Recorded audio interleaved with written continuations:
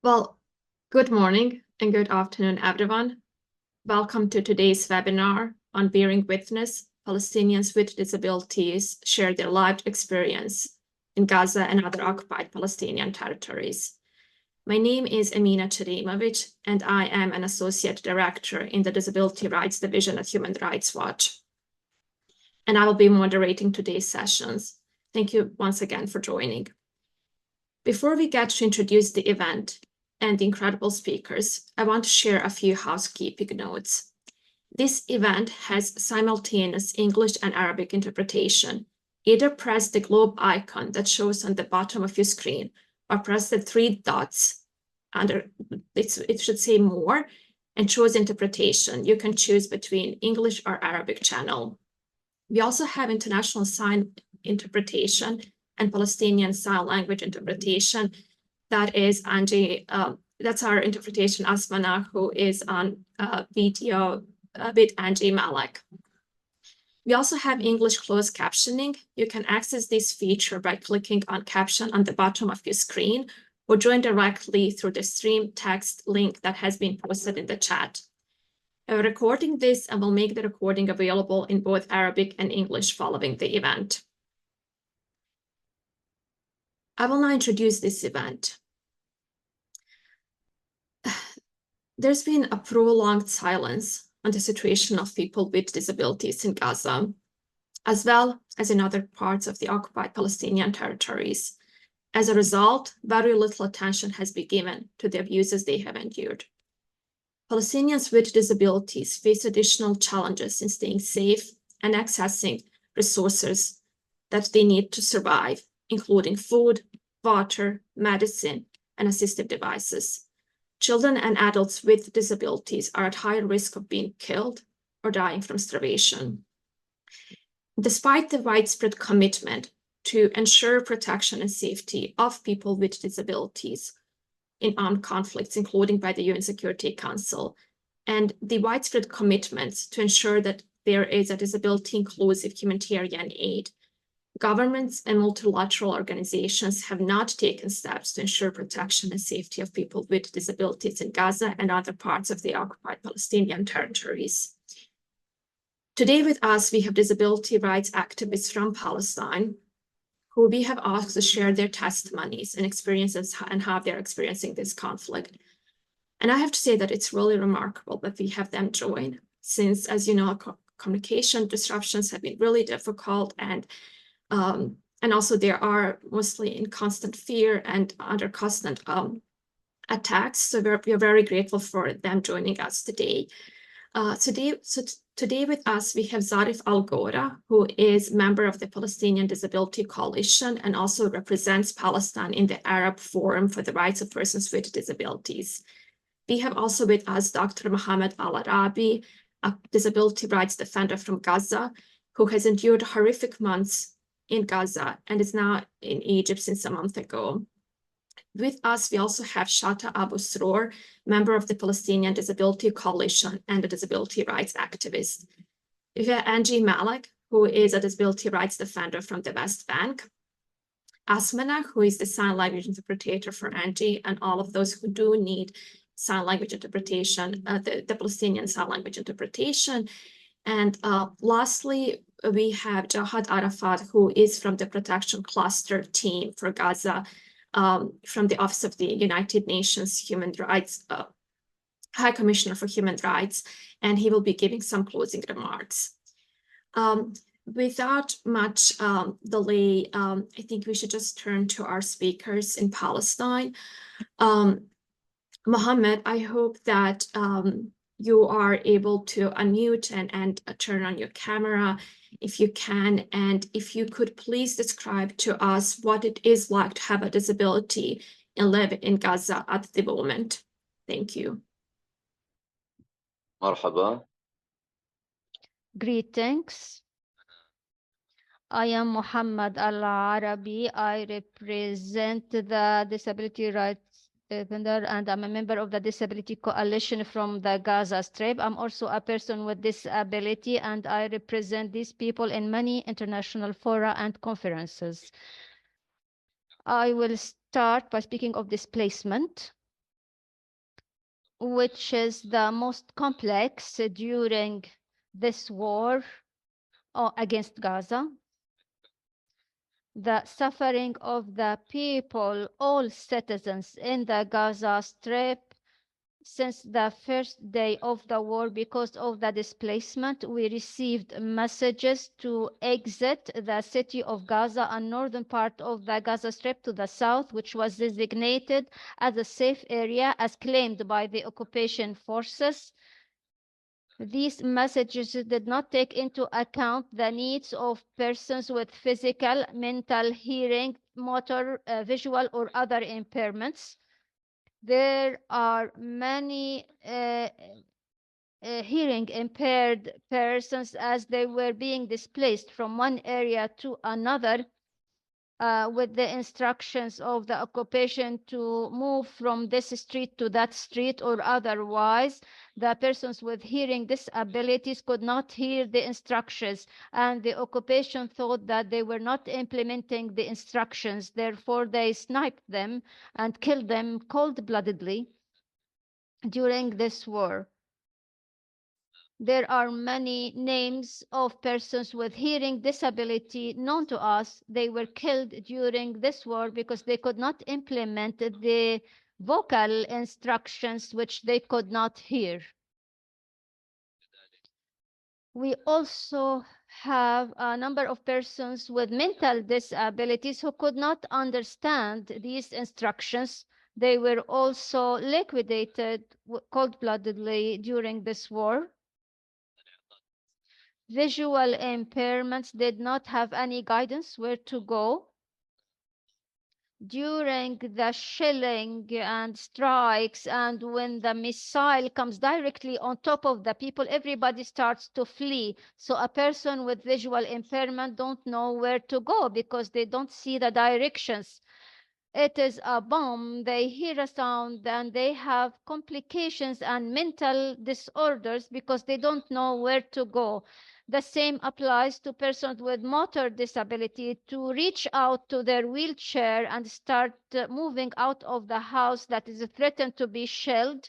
Everybody is fleeing for survival, and many persons with motor disabilities, especially children, their parents could not help them to save them from the threatened houses, and they were left in the house, and some of them lost their lives in these houses. So the occupation forces did not account for the needs of persons with disabilities during the displacement, and they were moving on wrecked houses in which they could not use their wheelchairs, even as they were going through the gates or the so-called container that separated Gaza from the southern part of the Gaza Strip. There were also persons with hearing and visual and motor impairments. They could not go through these streets. Some of them were carried on donkey bags, and some were carried by their parents without any wheelchair because the occupation forces forced them to crawl on the floor rather than using the wheelchair. So it was a total tragedy. I personally was displaced from my location in the north, and then to Gaza, then to the mid areas, then to Khan Yunis, then to Rafah, and then we return to Khan Yunis, and then we return to the mid areas once again. It's about 9 displacements during this war. With my family, my tents, our belongings. We couldn't take many of our belongings when we fled the houses. We had only the clothes on top of our body. And we were moving in a crazy way, not knowing where to go or any place to go to. We didn't know anything. During the displacement, there were arrests of many people with disabilities, hearing disabilities, and mental disabilities, and motor disabilities, as they were going through the checkpoints between Gaza and the southern areas. Many of them were arrested. Around 300 persons were arrested, some of whom were released, but others are still under detention up till now. Many of them, when they were released, reported severe torture, especially those with hearing disabilities. They were being tortured and they could not speak up, and the army thought that they were misleading the occupation. They could not speak, and the occupation forces thought that they were mocking them in a sign language, so they were victim of severe torture. For the martyrs or those killed, the recent statistics reveal around 200 persons with disabilities who were targeted directly or indirectly. All of their names are in a list that we have. They were targeted with their families. We know many persons with disabilities who were targeted in their homes. They were killed with their families, spouses, children. And this is not a small figure, without any consideration by the Israeli side of their rights or any international convention of the rights of persons with disabilities. They were killed with cold blood in their homes, or as we said, the displacement was forced for all people with disabilities. For all people, including persons with disabilities, they were displaced from their homes to tents. These tents do not account for any adaptation or particular needs of persons with disabilities. These tents are in a desert area, too hot during this time of year. Some of them were attacked by small snakes and other reptiles or rodents, including those with visual impairment who could not notice these parasites. Some could not queue up to collect water. The largest problem for persons with disabilities, they needed an adapted bathroom. Unfortunately, this does not exist in the displacement camps. Same applies to treatment. During the war, hospitals, clinics were destroyed. All the clinics were destroyed in Gaza, starting with the largest hospital, Ashifa, to the smallest clinic. They were all targeted. So persons with disability failed to get their treatment. And during the period in which hospitals operated, there were other priorities. Persons with special needs could not go to the hospitals because they are not a priority. There were more critical cases, and the numbers of doctors and nurses and the vacancies cannot take all those numbers. People who have ulcers have a worse ulcer. Things will aggravate because of lack of medication and lack of medical follow-up. As for education, all the children and adults were deprived from education.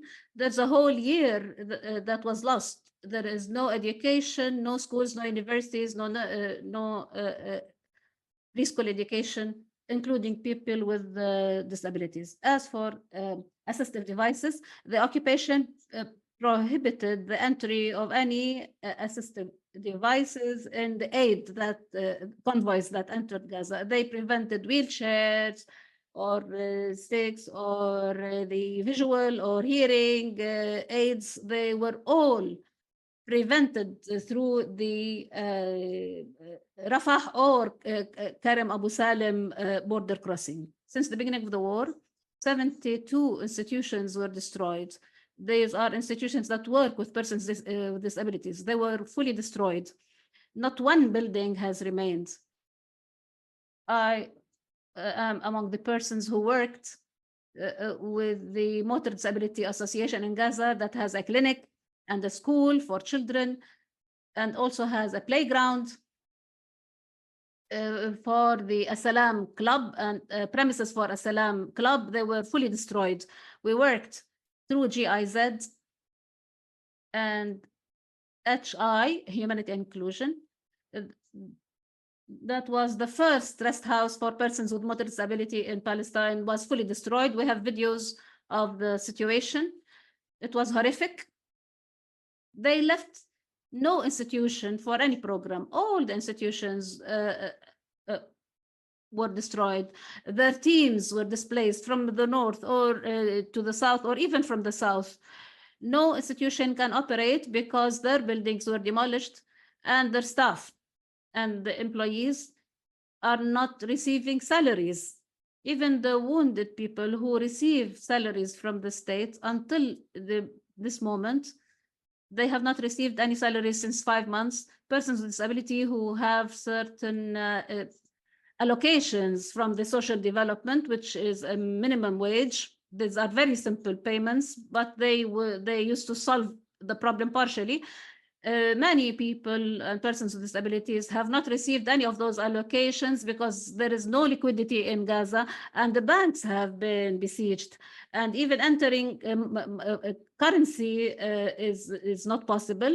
The institutions can do nothing. As for the institutions or the international agencies that operate in Gaza, such as the UNRWA and the large agencies, unfortunately, those institutions have not considered the needs of persons with disabilities, and they did not give them any special services. They didn't have programs for persons with disabilities, including medications or treatment or food needs for some people who have certain nutritional problems.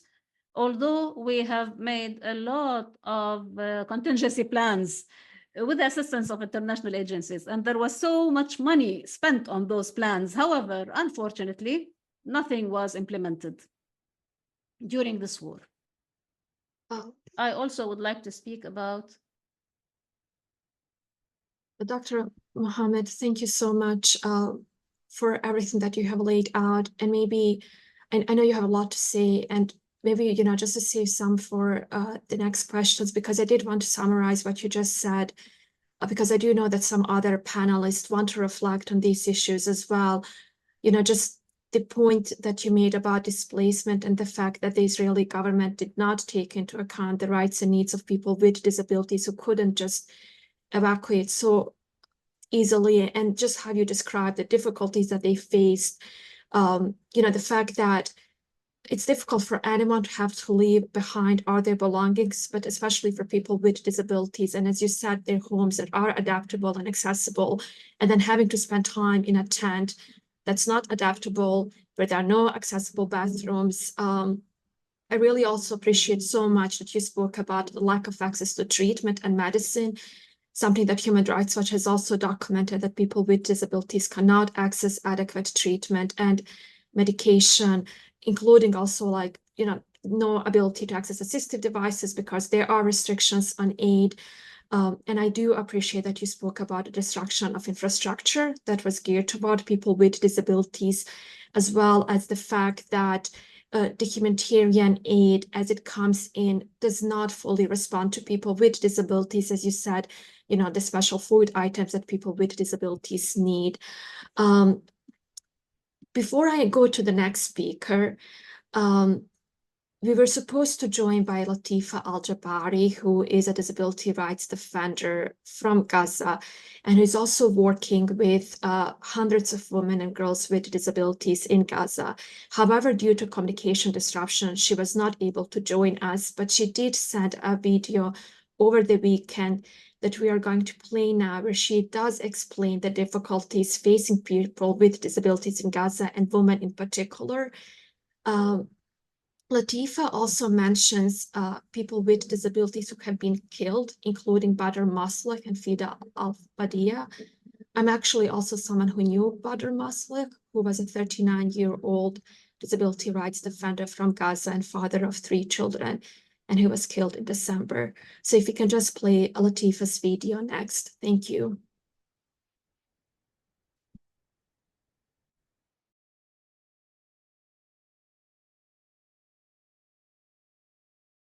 Hello, Latifa Al-Jabari. I work in the field of disability, and as one of the women with disabilities in Gaza Strip, I can say that And the last response to the Gaza Strip, we moved from the state of peace to the state of no peace. The period was in its forms fear, tension, anxiety, and exist everywhere and at any time, in addition to the outage of electricity, telecommunication, which led to difficulties for the residents of Gaza in general and for persons with disabilities in particular, specifically women, because we need to charge our scooters and to charge some tools related to people with disability. Life was difficult in case of no service such as physiotherapy and functional therapy because the country was in a state of emergency. Institutions operate from different places other than those to which the persons with disabilities are used, and access for persons with disabilities themselves and communication with these institutions because of the situation was unavailable and difficult. People with disabilities had stopped their work, and a large number of them lost their jobs. Some of them lost their aids or assistive tools, and some of them lost their homes. And for example, Badr Muslah, Fida El Wadiya, and others were targeted in the recent aggression on Gaza Strip. Although they are civilians, they are only civilians. They have nothing to do with anything.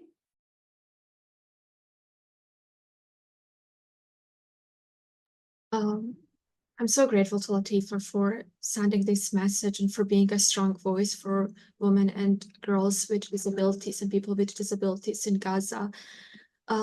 We do have someone who was able to join directly from Gaza with us today. It is our colleague and disability rights activist, Zarif Al-Ghora. So Zarif, if you can please turn on your camera and unmute yourself and describe in your own words, what does it mean for you to live in Gaza and what it is for people with disabilities? If there's an experience that stands out, or there's one particular experience that you could speak about, it would be really helpful. And I also do hope that I will come back to you as well later with additional questions. So just introduce yourself and please share with us an experience that stands out. Thank you so much.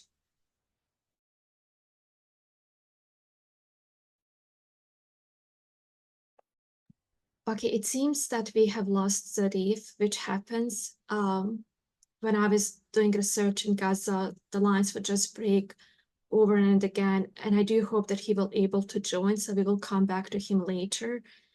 But we will now turn to Angie Malak, who is joining us from the West Bank, but who is in touch with her peers with hearing disabilities in Gaza.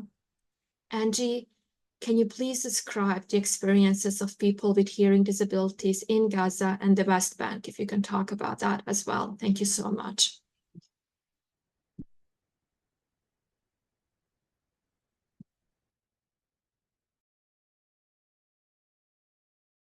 Peace be upon you.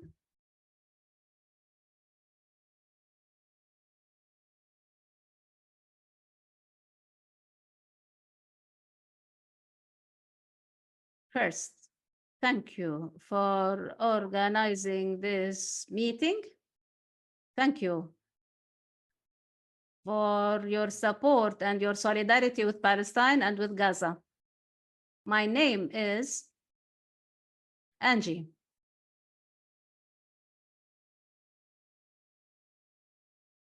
My name is Angie Abed. I am from Ramallah and originally from Bire.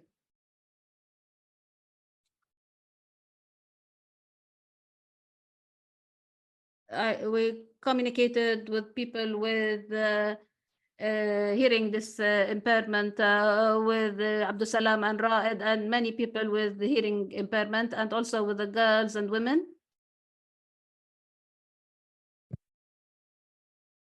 Currently, it's hard to communicate with our colleagues from Gaza because there is no internet connection, there are electricity outages, And there is a lack of availability of currency, of liquidity.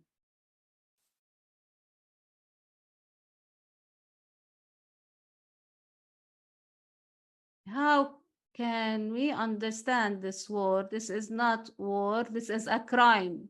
These are crimes committed against humanity. Wars are held between regular armies, but not between a regular army and unarmed population.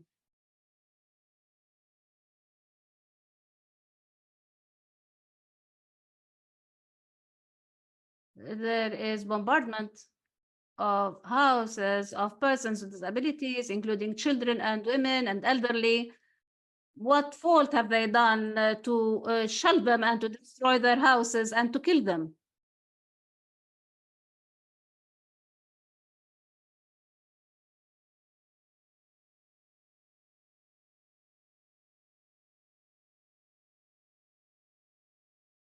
Everything is targeted. There are institutions that belong to the United Nations that have seen, and there are evidence that everything is targeted: the schools, universities, houses, all aspects of life in Gaza Strip is targeted. In the city of Gaza, in Rafah, Khan Yunis, everywhere in Gaza. And this is what our colleagues in Gaza speak about.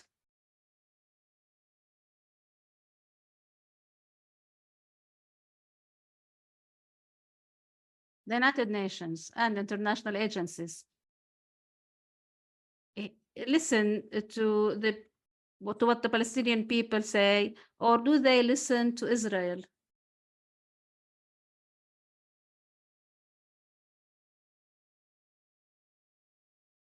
Persons with hearing impairment in Gaza are afraid and are highly stressed, and they are under severe psychological pressure. There is a lack of communication with the outer world, with their colleagues elsewhere, outside Gaza. The youth, the young men and women with hearing impairment are isolated and isolated areas because of displacement. There is isolation from the use of sign language in the surrounding communities because they have been dispersed in different places, places that they are not used to.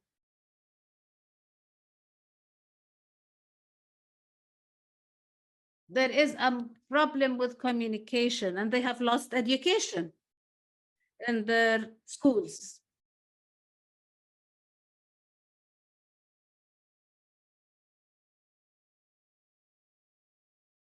There are many losses, especially for children with this hearing disability. They lost their educational year and they could not have any education in sign language.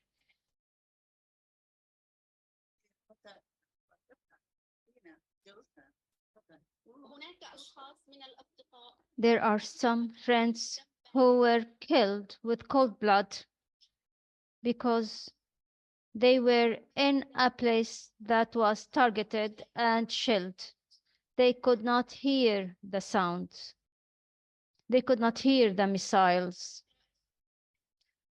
Israel is exercising violence with cold blood without any feelings towards these people. We as Palestinian people, it is impossible that we act in this violent and criminal way against people, even if they were of a different religion or from a different nation.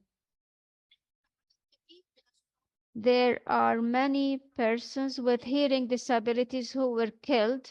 There were arrests, as was mentioned by Mr. Muhammad. They were subjected to violence, to beating. A person with hearing disability told us how he was detained for 50 days, during which he was subjected to violence, beating, blindness, and other torture methods.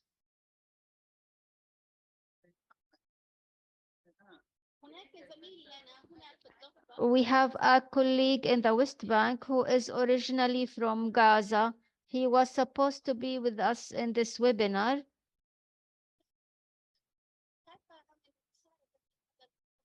He could not participate because he's afraid that he could be arrested by the occupation forces. He lost his father in this war. He lost also his nephew in this war.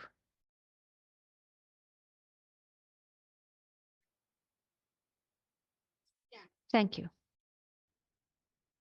Angie, thank you so much for your for sharing your remarks with us and for touching up on so many important issues, including the fact that children with hearing disabilities have lost almost now a year of education, and it applies, of course, to other children with disabilities in Gaza. And thank you for also speaking and bringing in these experiences of people with disabilities who have been detained, and especially, I think what you just mentioned at the end, touching up on that people with disabilities have also lost family members, and there's lots of trauma that they are experiencing. Next, we will play a really short video where a 19-year-old Iman, actually, because Zarif is here. Okay, let's go to Zarif first, and then we will play the video. Zarif, I just saw you on the screen. If you can please turn the camera back on. Thank you so much for joining us. Can you please, just tell us where you are now, what the situation is like for people with disabilities, if there is an experience that stands out for you.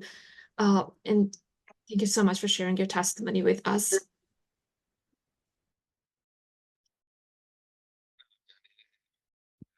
Greetings, and I'm thankful to you and to all our colleagues who are taking part in this event, which is very important. It was supposed to be organized a long time ago, but it's better to be late than never, especially as we are examining the violations that persons with disabilities are facing. I'm speaking now from the heart of the city of Gaza, the northern part of the Gaza Strip, which is facing a genocide war by all means. We are not in a state of aggression or war, but we are under a genocide that all the Palestinian people have been living for over 250 days, and persons with disabilities are an integral part of any society.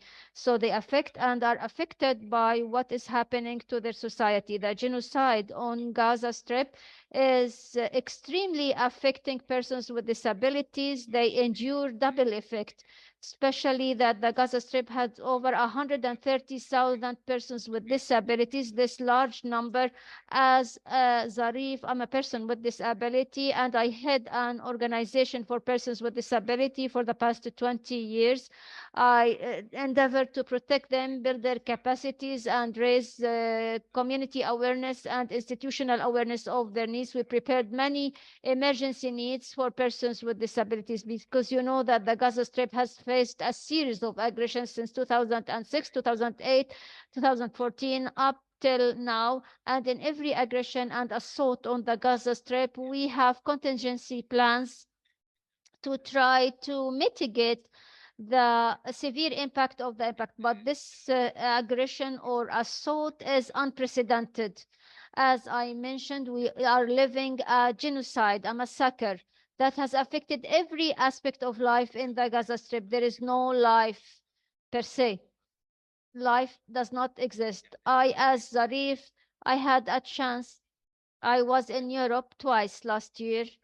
I visited several European countries, and I see the life that European people are living and how the advanced world is living.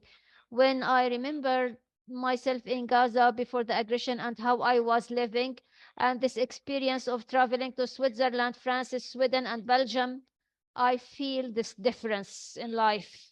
There is no way to compare. The occupation forces in these minutes I cannot describe to you. the situation endured by persons with disabilities only with one word: there is no life. Everything that surrounds persons with disabilities does not exist. When we speak of services, there are no services in Gaza. There is no government. There are no institutions. The occupation prevented any institutional acts. All the UN organizations, Red Cross, and all other humanitarian organizations were preventing from working in the Gaza Strip. The occupation forces also shielded the civil society organizations and prevented them from offering services. So persons with disabilities are the prey of the occupation that is killing, injuring, and a total absence of any kind of support service.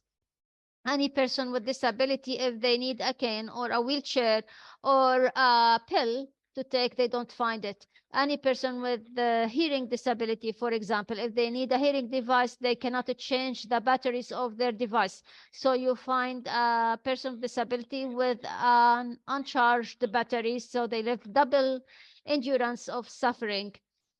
If they want to go to the toilets or anything, they don't get any help at all. There is no organization that can provide these adapting services to persons with disabilities, and killing became like drinking water. It is every second. At any minute, you may die. There's shelling.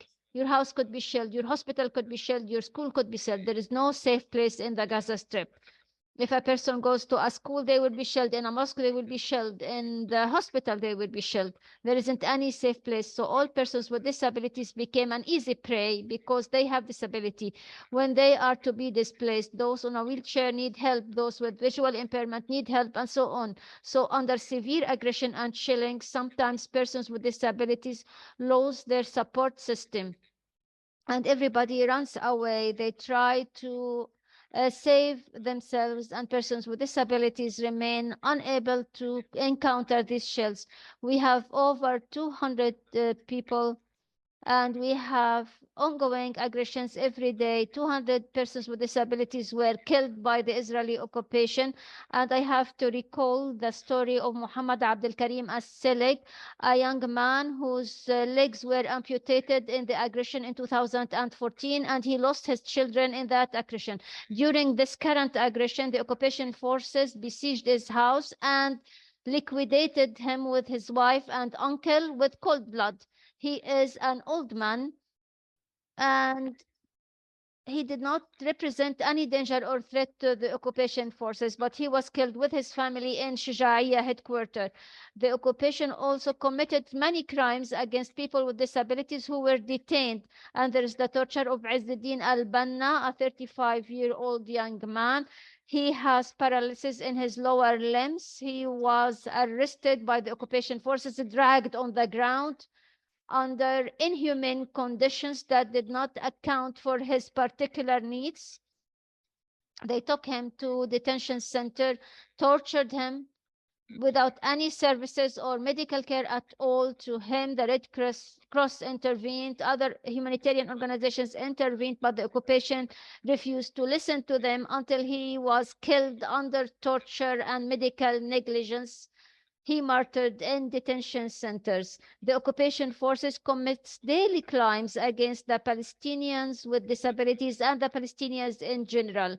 We endeavor to shed light, to raise our voice that persons with disability in the past, the United Nations had a slogan that persons with disabilities should not be left behind.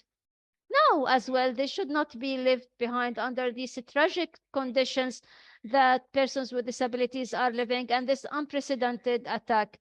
Therefore, every party should shoulder their responsibilities vis-à-vis persons with disabilities in particular, and vis-à-vis our people in general.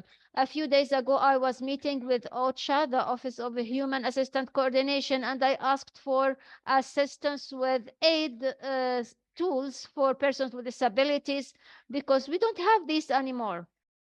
Nobody is offering these tools.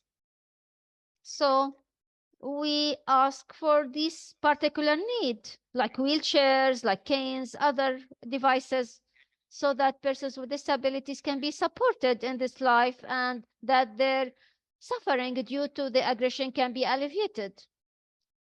I don't want to speak long, as I said before, but if we speak for long hours, we will not be able to describe the reality we are living. In Gaza, we are living genocide per se. By all means, we face death in every breath. As I speak to you right now, I could be a victim of a missile shoot in the place where I am, because the occupation is killing us and the world sees us only as numbers. We consider the world as partner in the crime of killing us as persons with disabilities. Every person who kept silent, who did not advocate for Palestine or the Gaza Strip or advocate for us as persons with disability, is a partner in our killing, a partner in the crime that we have been living for these days. So from this podium, I hope you can intensify efforts and pressure on all officials in the world, the United Nations. Each one of us can communicate a message, can present a case. We are all part of the regional, international organizations, so we must raise our voices and say enough is enough. Enough for the silence. We need to exert more pressure against the fascist forces of the occupation and stop this bleeding and see how we can heal the wounds of persons with disability and alleviate their suffering, and how we can rebuild life for Palestine, for the Gaza Strip, and for persons with disabilities. Once again, thank you, and I apologize if I spoke long, but all words cannot describe what we are enduring in the Gaza Strip. Thank you. No, thank you so much, Zari, for your really powerful remarks, and thank you for putting the situation of people with disabilities within the wider context of, not only since October 7th, but as you mentioned, the closure of Gaza that's been going on for 17 years and the inability to have and to enjoy the freedom of movement. And the fact also that you pointed out the constant attacks and that there is really no safe place where people with disabilities can flee, can find safety. And in addition to that, losing support services, assistive devices. And it is something that all the speakers have spoken about until now. And I just wanted to emphasize that assistive devices are so incredibly important for people with disabilities to be independent, to use the restroom, to be able to flee. And the fact is that many people with disabilities have lost their assistive devices in attacks on their homes and have not been able to acquire and have spent now months in displacement without assistive devices. There is so much more I could talk, but I know we are running out of time. And so we will just play next a short video where a 19-year-old Iman and her sister Abir explain and share their testimony of what it is like to have a hearing disability and to have to flee attacks. And they're also currently sheltering, well, at the time of the interview, we don't know whether they have been displaced again, but they were sheltering in a school in Gaza after an attack damaged their home. And they do speak about how Israel's intense bombardment of Gaza and blockade is having a devastating impact on persons with disabilities. Many of whom are, as you have heard from other speakers, are unable to flee, unable to access assistive devices or get medication. So if you can play this quick video next, please. Thank you.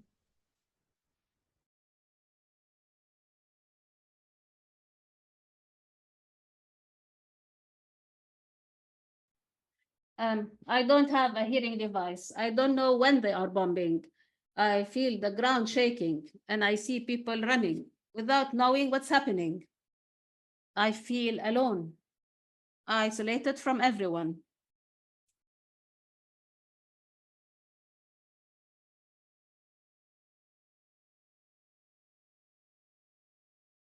All the windows are broken. And now it's hard for us to go back.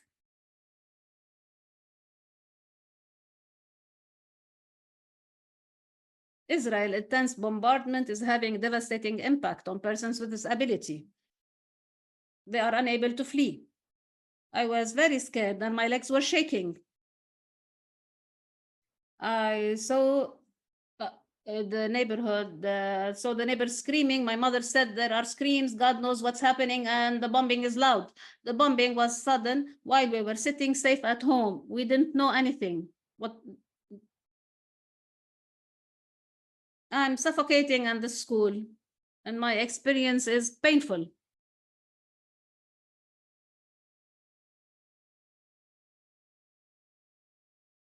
I can't focus or concentrate. I can't breathe. I only feel at ease in my own house, and that's it.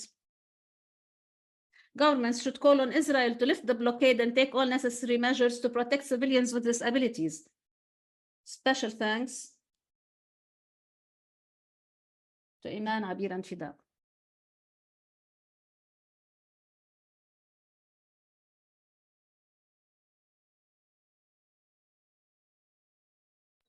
ما في صوت مستمعين ترجمة. I'm muted. Thank you so much, Zarif. Thank you. I just wanted to say that I know that we have 10 minutes left, but we will run a little bit over if that's okay, whoever can stay, since it's really such a unique opportunity to hear from people with disabilities in Gaza and the West Bank. But I did want to bring in Shata, who is a member of the Palestine Disability Coalition, and who is a disability rights activist, because I do think, Shata, it would be good to hear from you if you could speak just about what was the situation like for people with disabilities prior to October 7, what's happening in the West Bank and Gaza.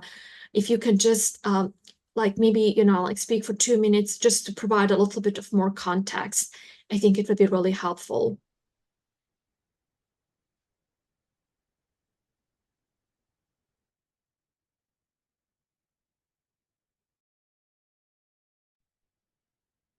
Hello, everyone. Frankly, it is not easy to speak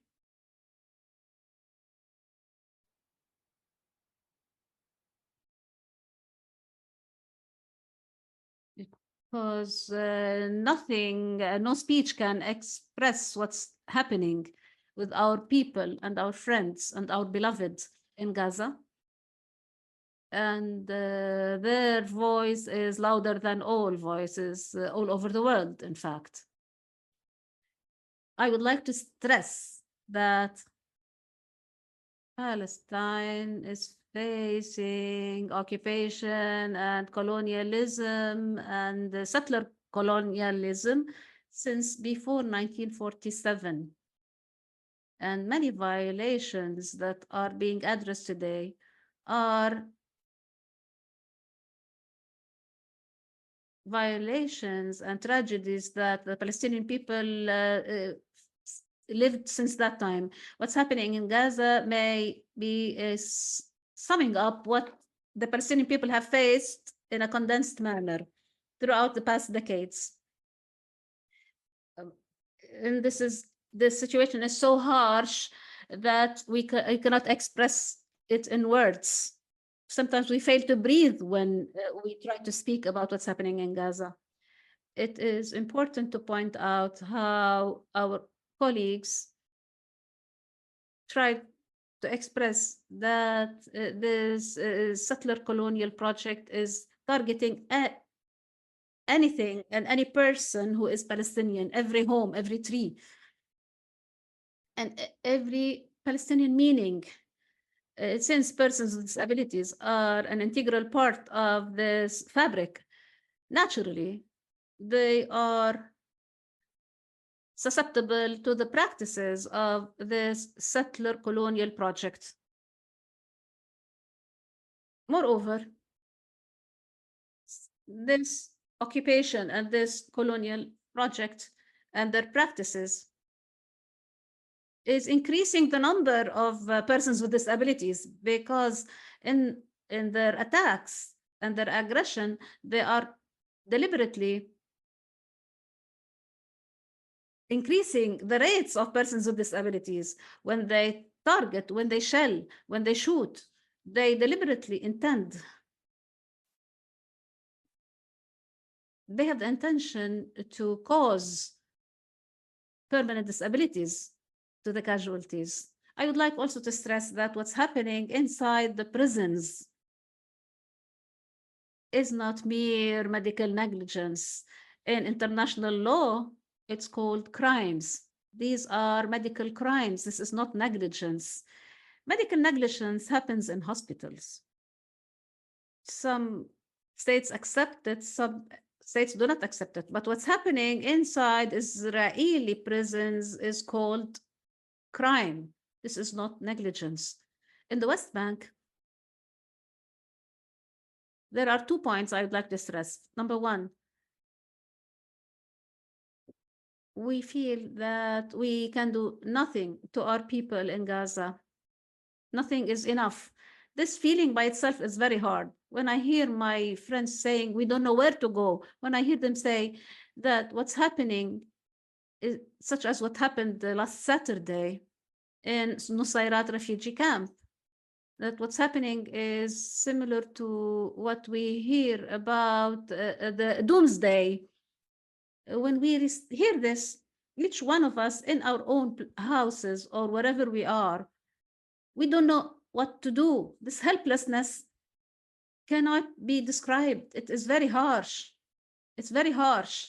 The feeling of helplessness, that you don't know what you can do to your own people who are being slaughtered, and they fight for the dignity of our people, for the rights of our people in ending occupation and restoring the land and the liberation of the people. Their cause cannot be separated from my cause, and what's happening to them and with them cannot be separated from what's happening to me. Secondly, the West Bank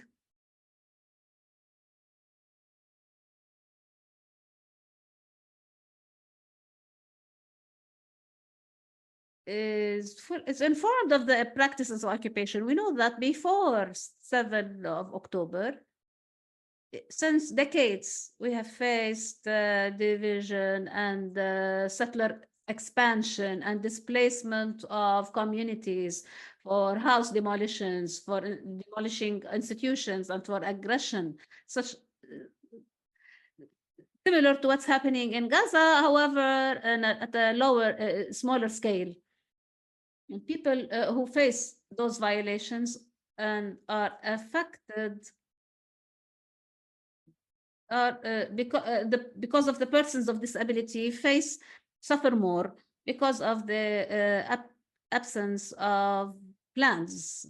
I will stop here because I would like to give the floor for others to speak. Thank you. Thank you so much, Shata. And actually, instead of me just, again, summarizing what you have said and the points that you have made, I think we could just play one more message from Latifa, because I think there are some important messages in there. And then I would like to go back to all the speakers today, so Mohammed, Zarif, Angie, for some closing remarks from you. If you could just give us like maybe what you, like Zarif, you made some really good points about communicating and the message that you want to be communicated, but any closing remarks that you may have. But if you can play Latifa's video part 2 next, just to make sure that her voice is heard as well. And then we will go back to Angie, Mohammed, and Zarif for some last remarks before we hand it over to the representative of the Office of High Commissioner for Human Rights for his closing remarks.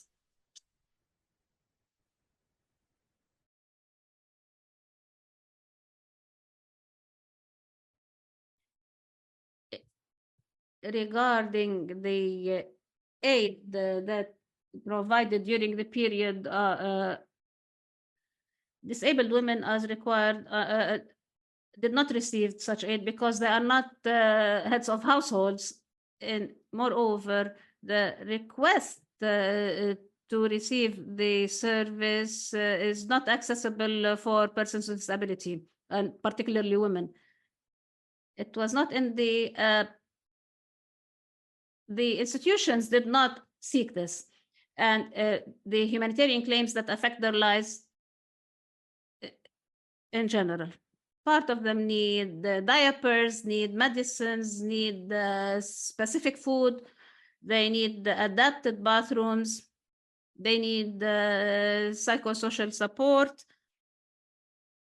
In light of the situation in general, cases of gender-based violence and based on disability because of the lack of the infrastructure and the lack of any privacy related to disability or any positive discrimination for persons with disability that are living in tents. They have not unadapted bathrooms, unpaved streets. There are certain skin diseases and contagious diseases such as hepatitis, skin diseases, influenza. The winter was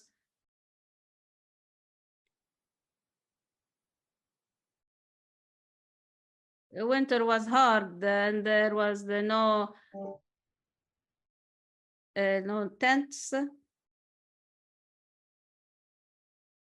The video is not operating properly. I think we're having some difficulties with the video, which is okay. I think the point has been made, and Latifa did one of the issues that was really important for Latifa to point out is that women with disabilities and girls with disabilities in Gaza do face unique risks and barriers, and that has to be taken into account. I will turn now back to Mohammed for any closing points, Mohammed, that you want to make. I know I interrupted you earlier and said that I will come back.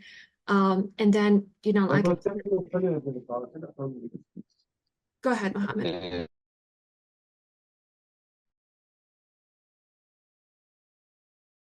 I wanted to point out the destroyed houses, which are around 80% of the houses. The persons with disabilities are 128,000 in Gaza, and now there are 80,000 wounded persons. So the number of persons with disabilities in Gaza has increased.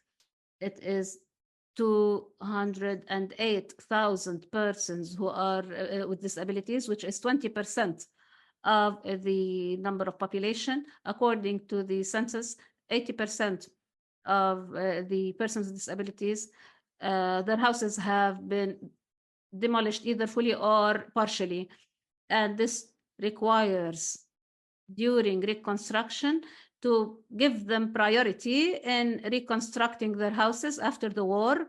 My message to all the participants in this meeting is thank you for this event, and we hope that you will place the cause of the persons with disabilities in your priorities regarding financing and in reconstruction and in treatment and rehabilitation of persons with disabilities, the old ones and the new ones. And we hope that the cause of the persons with disabilities addressed through an international conference to be called for in Europe, where we can speak thoroughly about the cause and the problems of persons with disabilities. We will have the opportunity maybe in 2 or 3 months to collect videos about the violations against persons with disabilities and live testimonies of persons with disabilities, their own testimonies, to submit them to the international community and to press charges and to prosecute the Israeli occupation for those violations. Thank you. Thank you so much, Mohammed. I will just pass it on immediately to Angie.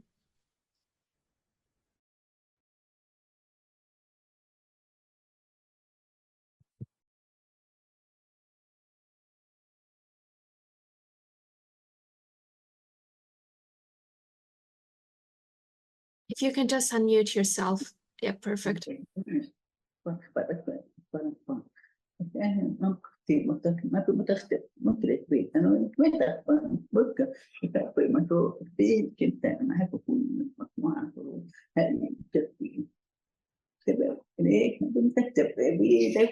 الأشخاص ذوي الإعاقة بالتحديد Persons with disabilities, especially in the West Bank and Gaza, do not have interpreters of the news of the West Bank and Gaza Strip. This breaks the heart. It's a major event. There are many news, and persons with hearing disabilities cannot follow because there are no interpreters of sign language.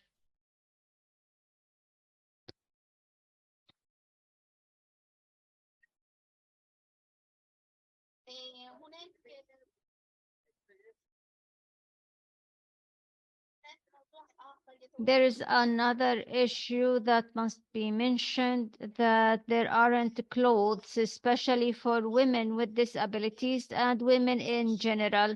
Running away during winter from the house, we were in light clothes. We did not carry enough clothes. Women are different from men.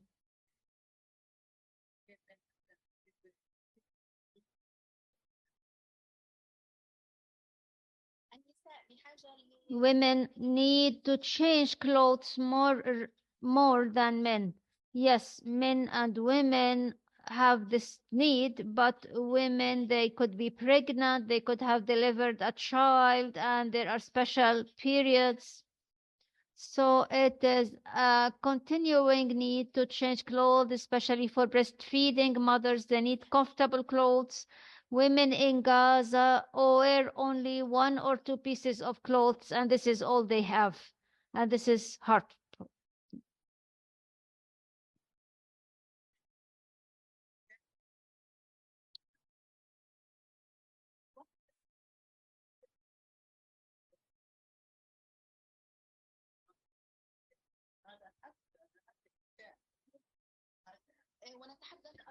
We also speak of the time of menstruation and period and postnatal need. We don't have medical care, at least hygiene pads. They are not available to women. It was embarrassing for many women in the beginning of the war, and if the pads are available, they are too expensive. There isn't water for showering or for these daily life issues. It was difficult to provide water up till now.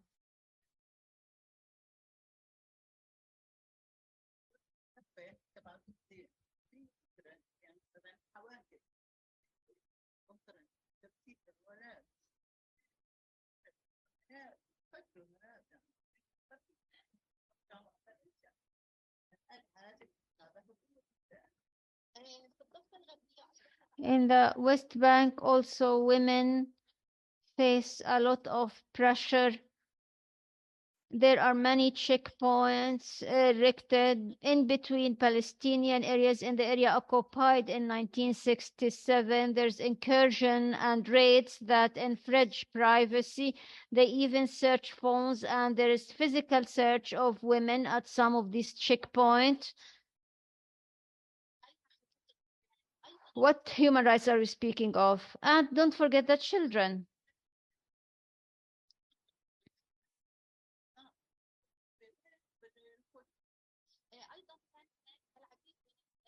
There were also many arrests of children in the West Bank for children aged 8 or 10 years. Children face this detention.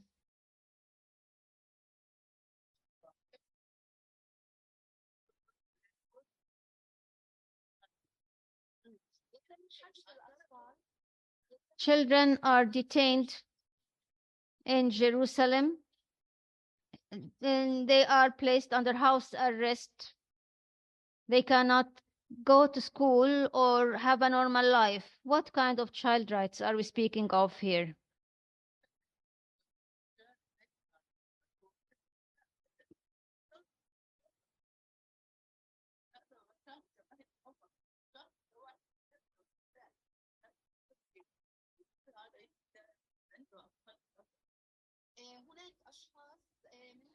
There are persons with disability in Jerusalem who were beaten or detained. There are persons who lost their life. They had autism.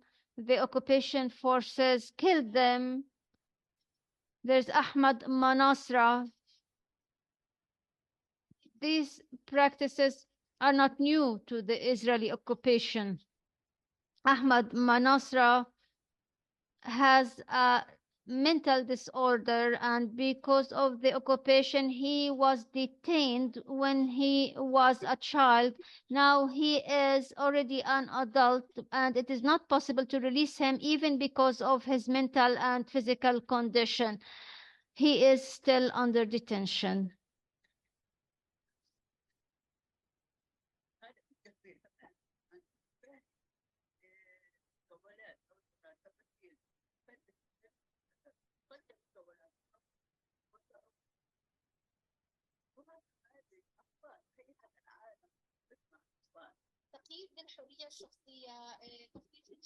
There's restriction on personal freedom, search of phones at the checkpoints. Any person in the world have the freedom of expression, watching and publishing what they want, except in the West Bank, in Palestine. There are always restrictions on freedoms and detention against the exercise of these freedoms. Angie, اوكي تفضلي. Angie, I feel like we have to have, another webinar because there's so much to say. But because I know that we had scheduled this for an hour and people are already dropping off, maybe we can just go next to Zarif while he's still on the call, and then give the Zarif, if you could just maybe summarize in 1 minute or 2 minutes the main asks that you have. What do you want to see people who are joining here today do? Thank you so much.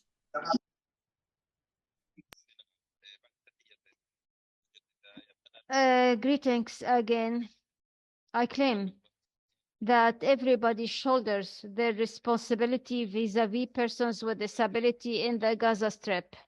We have to raise collective efforts and lobby to advocate internationally for the rights of persons with disability in the Gaza Strip and Palestine in general. Through this campaign, we can send messages to the Office of the High Commissioner for Human Rights and even to ICJ and to heads of government and states to inform them of the suffering of persons and children with disabilities,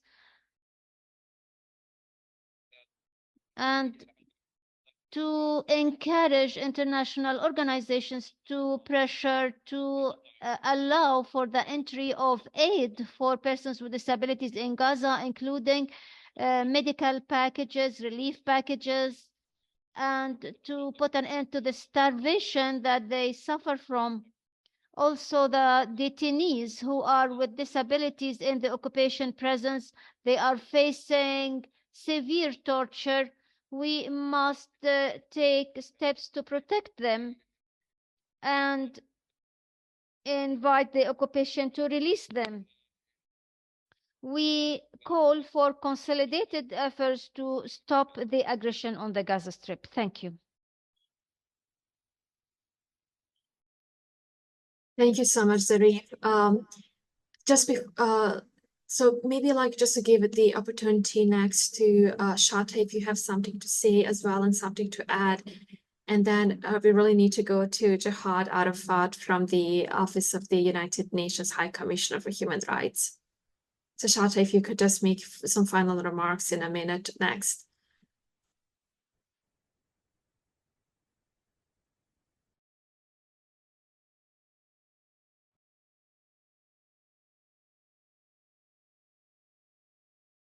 Shata, we can see you, but you're muted.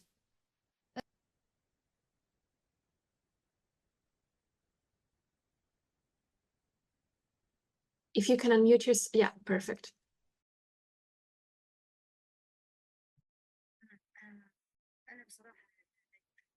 I have nothing to add to what was said before me, except there's a battle that we must take to put an end to this settler colonization. Put an end to it, terminate it.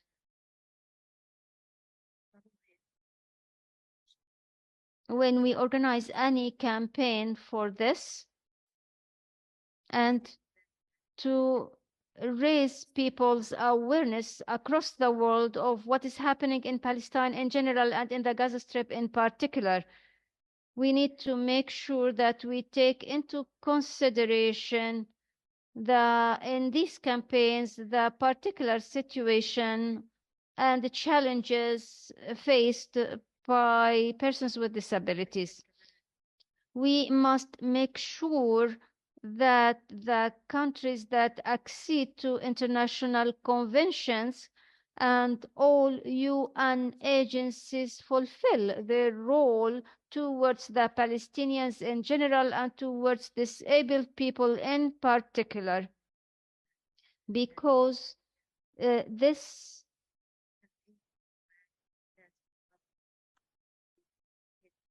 and to put into force the UN Convention of the Rights of Persons with Disabilities, especially in a time of emergency. Thank you. Thank you so much, Shata. Okay, passing on to Jihad Arafat for his closing remarks.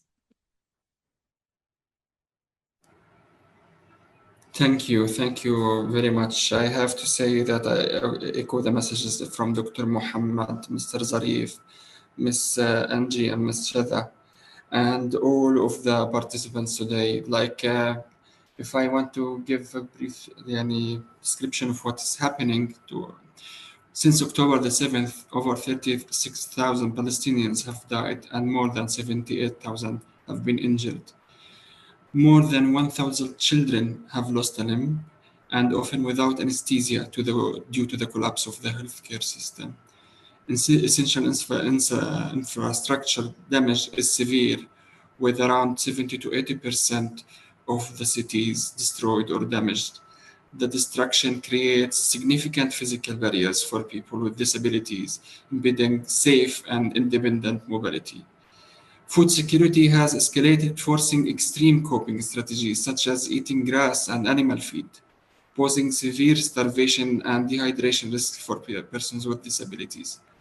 The crisis disproportionately affects them due to the barriers in accessing adequate nutrition, the collapse of sanitation facilities, lack of safe shelters, and restricted access to food and water have increased reliance on caregivers, making survival particularly challenging for children, women, men, and older persons with disabilities.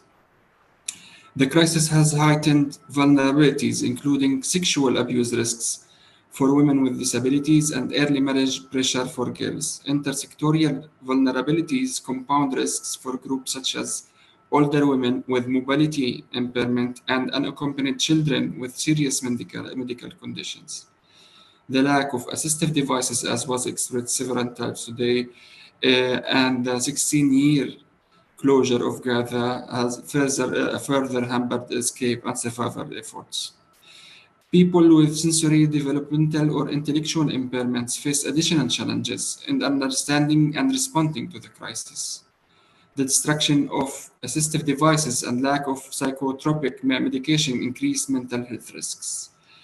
Exacerbated by the bombardment of the only psychiatric hospital in Gaza, constant airstrikes have severely also impacted mental and emotional well-being, leading to heightened mental health and psychosocial needs.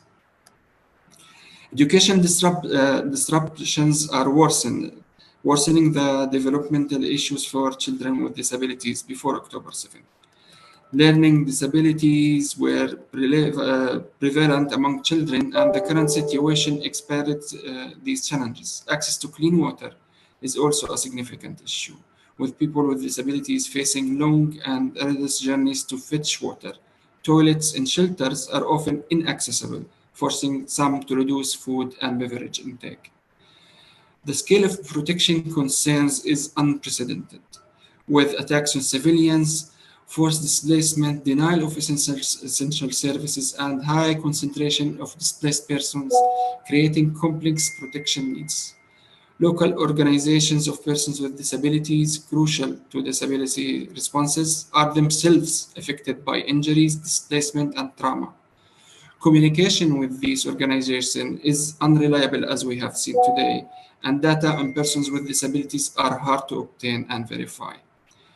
Planning for recovery must include a human rights approach involving persons with disabilities as active stakeholders to address social and systematic barriers in Gaza and the West Bank. If you want to, for the West Bank, including East Jerusalem, and since the 7th of October, 476 Palestinians, including 120 children, and at least 3 persons with disabilities have been killed by Israeli forces. Israeli forces has used disproportionate lethal force, increasing risk for persons with disability.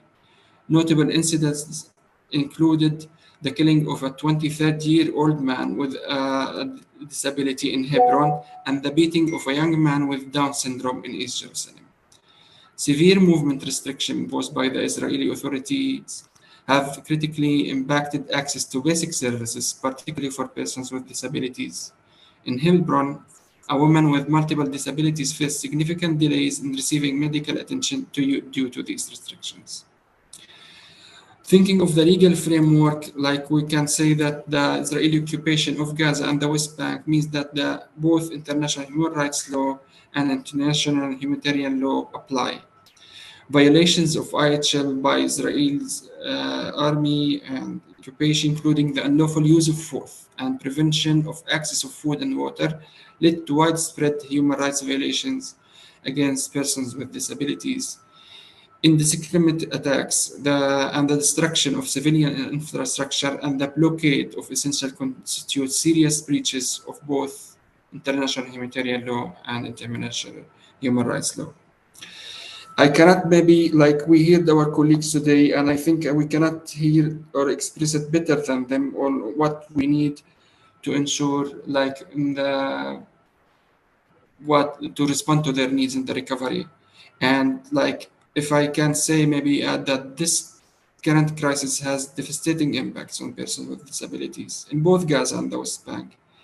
And the way forward we see it is that a right-based recovery process involving persons with disabilities as partners is crucial to addressing their unique needs and ensuring their inclusion and protection. Thank you so much, Jihad, for ending on that note. We do hope that the Office of High Commissioner for Human Rights can raise these testimonies that you've heard here today and work closely with organizations of people with disabilities to ensure their protection, safety, and justice. And something that all of the speakers emphasized today is being heard and being seen. And I do hope that everyone present here today, especially because this event is coinciding with the Conference of State Parties to the UN Convention on the Rights of People with Disabilities, which starts tomorrow, can speak up about people with disabilities in Gaza and West Bank. If you're speaking at any panel, in any forums, have access to decision makers, please share these stories that they have shared with us at great risk. They have given us their trust, and now we have a responsibility to advocate for their rights. Thank you, everyone, for joining. Thank you, Angie. Thank you, Latifa. Thank you, Dr. Mohammed, Zarif, Jihad. I also want to thank all the language interpreters, as well as the Palestinian Sign Language interpreter, International Sign Language interpreters and captioners, and to everyone who helped organize this event, and to you all for bearing the witness. Thank you so much.